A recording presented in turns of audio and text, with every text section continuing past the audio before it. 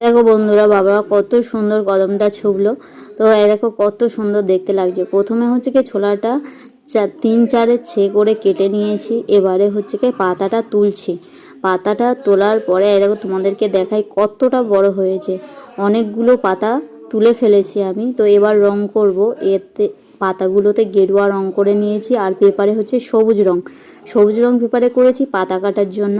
কিছুটা ছোলা সাদা, কিছুটা লাল কালার করেছি, রোল করে গার্ডার দিয়েছি। বাবা এই দেখো এবারে কদমটা ছুঁবে, আমি কুচে দিয়েছি।